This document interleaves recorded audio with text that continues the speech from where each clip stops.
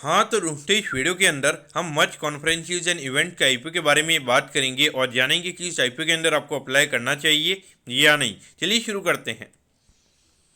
तो देखिए, सबसे पहले हम ये जानेंगे कि ये कंपनी क्या काम करती है, क्योंकि जो कंपनी है 2004 में ये कंपनी स्टार्ट हुई है, यानी कि ऑलमोस्ट अगर हम देखेंगे तो 19 से 20 साल ये कंपनी को स्टार्ट हुए हो चुके हैं। क्योंकि जो कंपनी है, ये कंपनी जो भी यहाँ पे मीटिंग्स वगैरह और उसके अलावा जो भी यहाँ पे एग्जीबिशंस वगैरह होते हैं, यानी कि इवेंट्स वगैरह, इवेंट मैनेजमेंट से रिगार्डिंग यहाँ पे जो भी सर्विसेज होती है वो ये कंपनी में प्रोवाइड करवाती हुई नजर आती है। फिर उसके अलावा अगर हम देखेंगे तो यहाँ पे इवेंट में जो भी यहाँ पे लॉजिस्टिक्स से रिगार्डिंग यहाँ पे जो भी काम होता है उससे रिगार्डिंग भी यहाँ पे जो भी सर्विसेज होती है वो भी ये कंपनी हमें यहाँ पे प्रोवाइड करवाती हुई नजर आती है। उसके अलावा अगर हम बात करेंगे तो अराउंड 18 स्टेट से भी ज़्यादा स्टेट्स में हमें यहाँ पे कंपनी का प्रेजेंस हमें यहाँ पे नजर आता है। इसमें अगर हम बात करेंगे तो दिल्ली, महाराष्ट्र, कोलकाता, आसाम, तमिलनाडु, जम्मू एंड कश्मीर, हिमाचल प्रदेश, गोवा, राजस्थान, ऐसे स्टेट हमें यहाँ पे मेनली कंपनी के यहाँ पे नजर आते हैं। अगर हम कंपनी के एम्प्लॉइज की अगर हम बात करेंगे तो हार्डली यहाँ पे 55 एम्प्लॉइज ये कंपनी के नाम में काम करते हुए नजर आते हैं, तो जो कि मुझे लगता है कि डेफिनेटली मुझे यहाँ पे काफ़ी शॉकिंग लगा, क्योंकि अगर हम ऑलमोस्ट अगर हम बात करेंगे 200 करोड़ से भी ज़्यादा का रेवेन्यू का नंबर हमें यहाँ पे कंपनी का नजर आता है। और वहाँ पे कंपनी के अगर हम एम्प्लॉइज की अगर हम बात करेंगे तो हार्डली 55 एम्प्लॉइज यहाँ पे कंपनी के नाम में काम करते हुए नजर आते हैं। तो डेफिनेटली यहाँ पे लगातार जो ऐसे टर्नओवर होता होगा, यानी कि अगर रेगुलर काम आता होगा तो वही एम्प्लॉइज वहाँ पे काम आते होंगे, लेकिन फिर भी देखा जाए तो 200 करोड़ से ज़्यादा के टर्नओवर पे कहीं ना कहीं एम्प्लॉय का नंबर मुझे यहाँ पे काफ़ी शॉकिंग लगा है।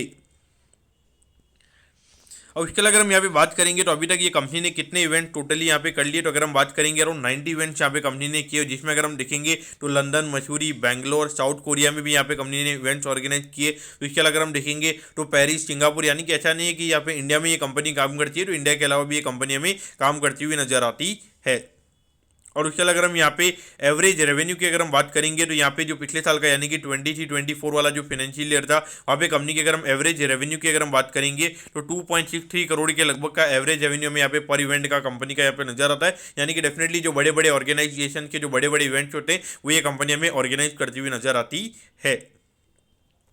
अब अगर हम यहाँ पे कंपनी के ऑब्जेक्टिव की अगर हम बात करेंगे तो देखिए, वर्किंग कैपिटल की रिक्वायरमेंट से रिगार्डिंग यहाँ पे कंपनी का आईपीओ में आता हुआ नजर आ रहा है। तो देखिए, डेफिनेटली अगर हम कंपनी के बिजनेस मॉडल की अगर हम बात करेंगे तो ऐसा कुछ यहाँ पे कंपनी के ऐसे बिजनेस को यहाँ पे कोई कैपिटल की रिक्वायरमेंट नहीं होती। अगर हम देखेंगे ऑलमोस्ट यहाँ पे 200 करोड़ से ज़्यादा का रेवेन्यू ये कंपनी कर रही है, तो वहाँ पे मुझे नहीं लगता कि कोई ज़्यादा कोई यहाँ पे बियॉन्ड पॉइंट यहाँ पे कोई कंपनी को कैपिटल की रिक्वायरमेंट है, क्योंकि यहाँ पे 20-30% पैसा यहाँ पे थोड़ा एडवांस में यहाँ पे मिल जाता है। तो उसे यहाँ पे मुझे लगता है कि कैपिटल के पॉइंट ऑफ से यहाँ पे कंपनी को ये बिजनेस को ग्रो करने के लिए कोई दिक्कत होती है।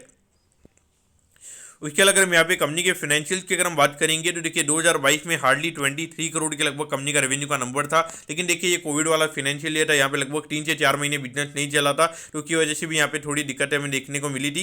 लेकिन अगर हम 2023 में अगर हम बात करेंगे अराउंड 141 करोड़ के लगभग का रेवेन्यू का नंबर हमें यहाँ पे नजर आता है। और अभी जो रिसेंटली जो फाइनेंशियल ईयर खत्म हुआ है वहाँ पे अराउंड 238 करोड़ के लगभग का रेवेन्यू का नंबर हमें यहाँ पे नजर आता है। यानी कि ऑलमोस्ट अगर हम देखेंगे 97-98 करोड़ से कंपनी का रेवेन्यू का नंबर हमें यहाँ पे बढ़ता हुआ नजर आया है। अगर हम परसेंटेज वाइज अगर हम बात करेंगे अराउंड 60-70% के लगभग का ग्रोथ का नंबर हमें यहाँ पे रेवेन्यू के टर्म्स में यहाँ पे ये कंपनी का नजर आता है।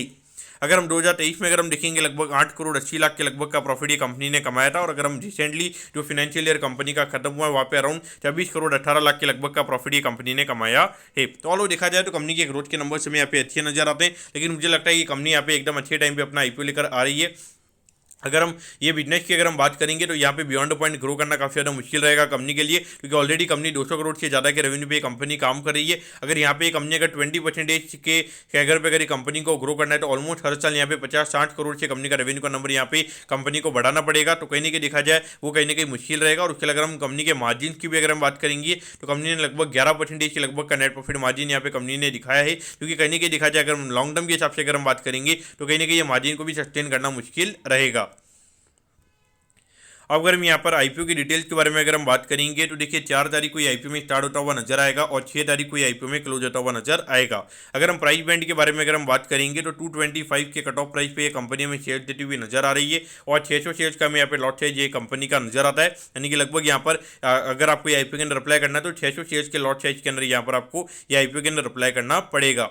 अगर हम इशू साइज की अगर हम बात करेंगे तो अराउंड 125 करोड़ के लगभग का आईपीओ का इशू साइज हमें यहाँ पे नजर आता है। इसमें से अगर हम देखेंगे अराउंड 50 करोड़ यहाँ पे कंपनी के पास में हमें जाते हुए नजर आएंगे। बाकी अगर हम 75 करोड़ की अगर हम बात करेंगे तो ये पैसा कंपनी के प्रमोटर्स और जो कुछ प्राइवेट इक्विटी इन्वेस्टर्स हैं उनके पास में ये पैसा हमें जाता हुआ नजर आएगा।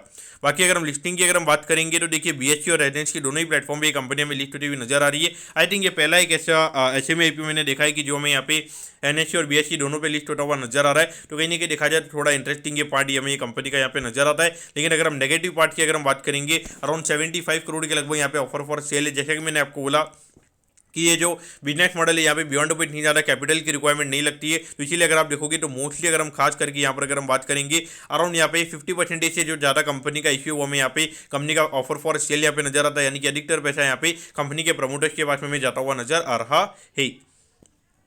अगर हम टाइम टेबल के बारे में अगर हम बात करेंगे तो देखिए 9 तारीख को आपको पता चल जाएगा कि आपको अलॉटमेंट मिला ही, यानी अगर अलॉटमेंट नहीं मिलता है तो 10 तारीख को रिफंड मिल जाएगा। 10 तारीख को आपके डीमैट अकाउंट में शेयर आ जाएंगे अगर आपको अलॉटमेंट मिलता है, और 11 तारीख को ये कंपनी में लिस्ट होती हुई नजर आएगी। अब एट दी एंड अगर हम यहाँ पे कंपनी के वैल्यूएशन के पैरामीटर्स की अगर हम बात करेंगे तो देखिए ऑलमोस्ट यहाँ पे 473 करोड़ के मार्केट कैप पे कंपनी का आईपीओ में आता हुआ नजर आ रहा है। तो इसके हिसाब से अगर हम बात करेंगे तो लगभग 18-19 के लगभग का पी रेशियो ये कंपनी का में यहाँ पे नजर आता है। वैल्यूएशन वाइज अगर हम देखेंगे तो कोई ज़्यादा कॉस्टली नहीं है, लेकिन फिर भी अगर हम देखेंगे तो कहीं ना कहीं यहाँ पे इतना ज़्यादा जो ऑफर फॉर सेल है खास करके 75 करोड़ के लगभग का, तो कहीं ना कहीं मुझे खास करके जब ऐसे में आईपीओ में कभी अधिकतर अगर ऑफर फॉर सेल निकल कर आता है तो मुझे काफ़ी ज़्यादा नेगेटिव लगता है। लेकिन अगर हम देखेंगे एक पेट्रोकार्बन कंपनी थी जो पूरा ऑफर फॉर सेल था लेकिन फिर भी वो आईपीओ पॉजिटिव रहा था। लेकिन मुझे लगता है कि रहेगा ये, अगर हम ये आईपीओ की भी अगर हम बात करेंगे तो ऑल ओवर यहाँ पे वेल मैनेज आईपीओ में यहाँ पे पर्टिकुलरली नजर आता है। तो मेरे हिसाब से देखा जाए तो एक बार के लिए यहाँ पे लिस्टिंग इन के पॉइंट ऑफ व्यू से डेफिनेटली यहाँ पर आपको अप्लाई करना चाहिए। लेकिन लॉन्ग टर्म से मुझे नहीं लगता कि ये कंपनी से आपको कुछ यहाँ पे कुछ एक्स्ट्राऑर्डिनरी रिटर्न बनेगा। हो सकता है कि अगर एक बार के लिए थोड़ा अगर मार्केट में इसका यूफोरिया अगर क्रिएट किया जाता है तो अगर लिस्टिंग के बाद में भी यहाँ पे 30-40% ये स्टॉक हमें ऊपर जाता हुआ नजर आ सकता है। लेकिन देखिए 473 करोड़ के लगभग का आईपीओ मुझे लगता है कि आराम से ये कंपनी अराउंड 20-25% के प्रीमियम ये कंपनी में खुलती हुई नजर आएगी अगर मार्केट स्टेबल। अगर हम बाई चांस अगर मार्केट में अगर थोड़ी करेक्शन वगैरह हो जाते हैं तो भी मुझे लगता है कि एक बार के लिए रेट टू रेट की लिस्टिंग हमें यहाँ पे देखने को मिलेगी। तो मुझे लगता है कि सिर्फ यहाँ पे लिस्टिंग गेन के पॉइंट ऑफ व्यू यहाँ पर ये आईपीओ के अंदर अप्लाई करना चाहिए। बाकी मेरे ख्याल से अवॉइड करना है, पे लॉन्ग टर्म के पॉइंट ऑफ व्यू मेरे ख्याल से अवॉइड करना चाहिए, क्योंकि यहाँ पे प्रोमोटर पूरा यहाँ पे जो बुल मार्केट में चल रहा है खास करके ऐसे में आईपीओ का जो यहाँ पे यूफोरिया चल रहा है उसकी वजह से आईपीओ में आता हुआ नजर आ रहा है। दोस्तों मैं कहता हूँ कि मच कॉन्फ्रेंसेज एंड इवेंट के आईपीओ के बारे में आपको सब कुछ समझ में आ गया होगा। अगर आपकी कोई भी क्वेरीज है आप कमेंट कीजिए, मैं जरूर आपके कमेंट पर रिप्लाई करूंगा। ओके दोस्तों, thank you, have a nice day.